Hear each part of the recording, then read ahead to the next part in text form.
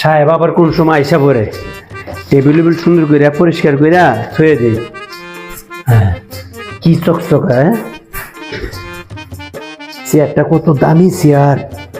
সাহেব এটা মেয়েদের বৈশা অফিস করে, কি সুন্দর চেয়ার।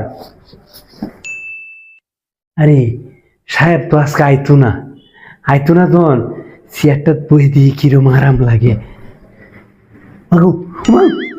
মারে গো, বাহ বাহ বাহ, কি আরাম রে। বাহ, সাহেব এটার মধ্যে বইয়া ম্যাডাম রইলে কত বিরঙ্গে কত সুন্দর সুন্দর কথা কয়। হ্যাঁ, বাহ, আহ কি আরাম। বাহ বাহ বাহ।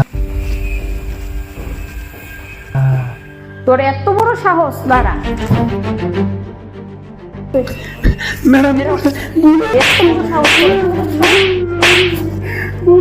বেরিয়ে যা, বের হ। কিরে রহিম, কি হয়েছে তোর? তোর চেয়ারটা বুঝছা স্যারের মধ্যে বসছিলাম দেখে আমার ইচ্ছে মতো মারছে ম্যাডাম। হ্যাঁ, আমার সাথে হাত হাত। কি হয়েছে? তুমি আর মাল লাগে না, কি হলো? কথা বলো না কেন? আসলে ও আপনার চেয়ারে বসছিল তাই। আমার চেয়ারে বসে গিয়ে আমার চেয়ার খাই গেছে গা। গরিব মানুষ, তারপরে তো মনে চায় যে একটা ভালো চেয়ারে বসি। এত আমার বাড়ি কাজ করে কিন্তু এই চেয়ারে তো বসতে পারে না, একটা সুযোগ পাইছে বসছে, এই জন্য তুমি এইভাবে মারবা? দেখি তুমি কাজটা ভালো করলা, এর তো একটা মন আছে। অবশ্যই দিকে তোমার চেয়ারে যখন বসা দেখছি তখন আমার খারাপ লাগছিল তাই। তারপরে তুমি বুঝে বললেই চলতো, এরকম ভাবে কাজটা তোমার ঠিক হয় নাই। রহিম, একটা কথা বলি শোন, তুই তো আমাদের বাড়িতে অনেক দিন যাবৎ কাজ করতেছস, বুঝছ? তোর ম্যাডামে কিন্তু এমন আচরণ কোনোদিন করে নাই, কিন্তু হঠাৎ করে দেখছে আমার স্যারের তোকে, মাথা গরম হয়ে গেছে, বুঝছ?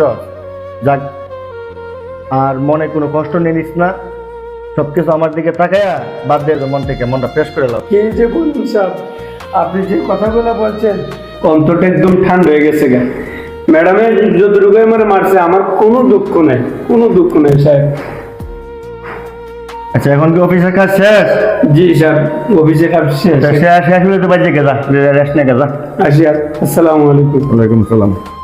গরিব বলে কাউকে কখনো অবহেলা করবেন না। মনে রাখবেন, আজ ধনী আছেন, কাল গরিব হতে পারেন। সুতরাং সবাইকে সম্মান করতে শিখুন। ধন্যবাদ।